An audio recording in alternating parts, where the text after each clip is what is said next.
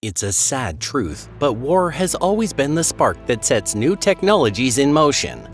Weapons usually come first, and only afterward do people start exploring how to put that military tech to peaceful use. And maybe, just maybe, the Hafnium Bomb is headed in that same direction. Hey everyone, welcome! Right now, humanity has just reached the very beginning of the road to developing the Hafnium Bomb. But even in those first few steps, we've already hit a snag. That said, if there weren't at least some potential for turning Hafnium's nuclear Isomer into a powerful weapon that could rival a nuclear bomb, even these small and cautious first attempts probably wouldn't be happening. We're glad to have you here on our channel.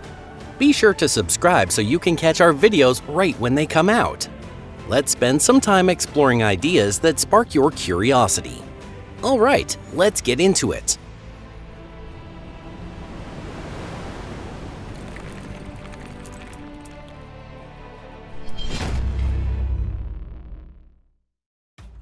A quick and simple look at nuclear physics.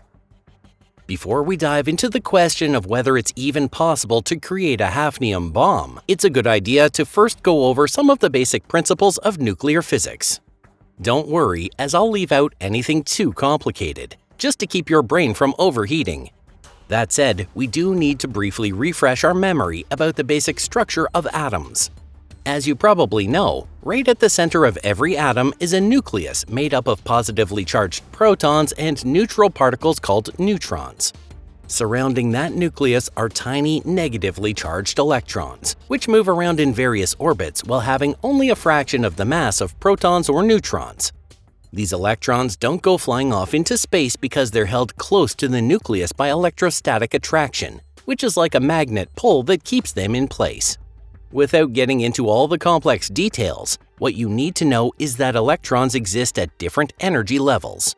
Put simply, you can think of electrons as moving along different orbits, each tied to a certain energy level. The closer an electron's orbit is to the nucleus, the lower its energy level is going to be. And here's something important to keep in mind. There's a fixed number of electrons that can exist within any one of these energy levels or orbits. For instance, a hydrogen atom has only one electron, while helium has two. But then we get to the next element, lithium, and its third electron doesn't fit in the first orbit, so it moves to the next one farther out, which means a higher energy level. That second energy level can hold up to 8 electrons. So by the time we reach sodium, which has 11 electrons, that 11th one ends up moving to the third orbital shell. In a way, you could say that electrons are kind of fickle, since they are always shifting between orbits depending on where they can settle in. When all the electrons in an atom are sitting in their lowest possible energy levels, that's called the ground state of the atom. And from this point forward, we're about to step into the world of nuclear isomers. But before we do, here's something fascinating. We know that when an atom is hit with a burst of energy, an electron can be temporarily bumped to a higher energy level. In moments like that, the atom is said to be in an excited state. And here's where it gets really interesting.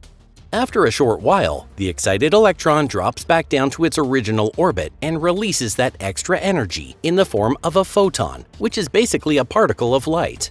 Now, believe it or not, something very similar happens inside the nucleus of an atom too. The nucleus contains those same protons, which are positively charged, along with neutrons, and together these particles are referred to as nucleons. Protons and neutrons are bound together by what's known as the nuclear force. Much like electrons, these nucleons also occupy different energy levels, moving in specific patterns within the nucleus. So when a burst of energy hits the nucleus, it can cause a proton to jump to a higher energy level, pushing the entire nucleus from its ground state into an excited state. After a short delay, the proton will drop back down to its original energy level and release the excess energy in the form of a photon, just like the electron did. But here's the key difference, and it's absolutely crucial. The energy released when a proton returns to its lowered state is millions of times greater than the energy released by an electron making the same kind of jump. That's why, in cases like this, the nucleus emits what's called hard X-rays. What is hafnium and how can its isomer be produced?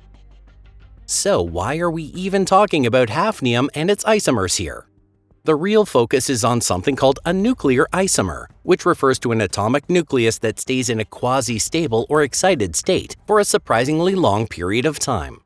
What's most fascinating are those nuclear isomers that can remain in an excited state from anywhere from 1/1,000,000th of a second all the way up to several years. When we write the name of a nuclear isomer, we take the base isotope and add a lowercase m to indicate its metastable state. Without getting too deep into nuclear physics, what really captured scientists' interest was the discovery that long-lived nuclear isomers could store energy. In fact, it turned out that the amount of energy these long-lived isomers can hold rivals the energy released in nuclear reactions. And among all known elements, hafnium is the one that can store the most energy in this way. The amount of energy stored between its ground state and its excited state can be calculated using this formula, and the result comes out to about 2.5 million electron volts. What makes this even more promising is that the half-life of hafnium's nuclear isomer, 178M2HF, is an incredible 31 years. Sure, that energy output doesn't come close to the 200 million electron volts released by the uranium-235 nuclei used in modern nuclear power plants. But unlike uranium, which can only undergo fission once, hafnium's isomer can be triggered to release energy repeatedly. That means 178M2HF could function as a kind of rechargeable energy battery. An ideal hafnium bomb. Let's imagine we have 1 kilogram of hafnium in its nuclear isomer form. In theory, the 370,000 kilowatt-hours of energy released by exciting the hafnium would be enough to power a small cottage for decades. But this idea runs into two big problems. The first is how to trigger the hafnium into its excited state. The second is how to actually extract the energy once it's stored. On paper, the first problem could be solved by bombarding the hafnium with gamma rays that are strong enough. But the truth is, this method hasn't been studied at all, which makes it completely unrealistic for practical use. Fortunately, there's a second way to obtain the nuclear isomer known as 178M2HF. It involves using the intense neutron flux that's generated during the operation of a nuclear reactor. Unfortunately, though, the efficiency of this method is practically zero. Using this approach, you'd get no more than 1 microgram of 178M2HF from a full kilogram of regular hafnium over the course of an entire year. Sure, we could build a special kind of reactor just for manufacturing the isomer, but the cost of doing that would be astronomical. So it may feel like we've hit a dead end here, but scientists remembered a third possible way to excite hafnium. When a nucleus is in an excited state and a photon from an outside source passes very close to it, the nucleus can release a quantum of energy in the form of a photon. The direction in which the emitted photon travels matches the direction of the incoming photon. This effect is called stimulated emission, and it's the basic principle that makes lasers work. In the case of hafnium, if a photon with at least 2.446 mega-electron volts of energy passes near a 178M2HF atom, that atom will instantly drop to a lower energy level while releasing energy. That energy then strikes a neighboring atom, causing it to do the same. This kicks off a chain reaction where hafnium nuclei keep dropping from their excited state to the ground state, one after another like a collapsing avalanche. That entire process is what we would call an explosion. A simple calculation shows that pure hafnium has only about 1/60th the explosive force of the same amount of weapons-grade plutonium. In other words, a hafnium bomb would either be weaker than a traditional nuclear bomb or would need to be much larger in size. Kind of a letdown, right? But hold on a second. One huge advantage of the hafnium bomb is that it doesn't require any critical mass to function. In principle, you could level a 2-story building just by striking a hafnium match or firing a bullet made of hafnium. A single 500-gram hafnium grenade could unleash the same explosive power as 157,000 kilograms of TNT. Just take a moment and try to imagine that kind of destructive force. But raw power isn't the only reason hafnium stands out. It turns out that after detonation, the area is left with stable hafnium, which means there's no lingering radioactivity. A hafnium bomb is clean and it leaves no radioactive fallout behind on the battlefield. For a soldier, that makes it pretty much the perfect weapon. However, to trigger an explosion like that, photons have to be fired extremely close to the atoms themselves. And as of now, the only devices that can do that are massive X-ray lasers stretching several kilometers in length. The attempt to build a hafnium bomb. Even with all these seemingly rock-solid arguments proving that making a hafnium bomb should be impossible, people still couldn't resist the idea that such a weapon might actually work. And so, despite every obstacle, efforts were made to create a functioning hafnium bomb.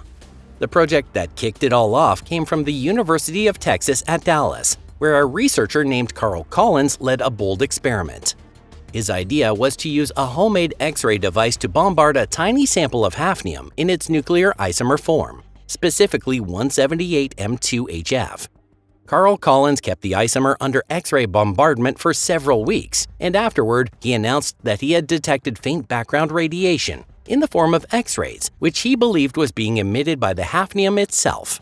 According to his interpretation, this radiation meant that some of the hafnium nuclei had dropped from their excited state back down to the ground state. Feeling confident in his results, Collins wrote in his report that the only thing missing for a chain reaction explosion was more power from the emitter. Most of the academic community met his findings with deep skepticism. But there was one powerful and well-funded American military agency that took serious interest in his research. That agency was DARPA, the Defense Advanced Research Projects Agency. Starting in 1998 and continuing for several years, the military invested tens of millions of dollars into a project aimed at developing a hafnium-based bomb. During those large-scale experiments, the most powerful X-ray devices available were used, but none of them triggered any noticeable increase in radiation around the targets. Teams of scientists from several U.S. national laboratories took part in the project, and they used the Advanced Photon Source along with the synchrotron at Brookhaven National Laboratory, both of which were the strongest X-ray emitters available at the time. But every single attempt ended in failure. In 2004, the military finally abandoned the project. According to the official statement, they cut all funding and walked away. In the eyes of the American media, the Hafnium Bomb project went down as one of the most spectacular failures in the history of science. But even with that disastrous ending, should we really write off the idea of using hafnium isomers as a source of clean, virtually limitless energy? Many scientists say no, and they believe that one day, better technology will make it all possible. And in a way, maybe it's a good thing that, for now, we're still unable to create a weapon potentially more destructive than a nuclear bomb. But if we take a different view, imagine how promising it would be to load a spacecraft for interstellar travel with just a small amount of hafnium to serve as its energy source. If you enjoyed today's video, don't forget to leave a like and share it on social media. Thanks so much for watching, everyone. We'll see you again next time. Take care and goodbye.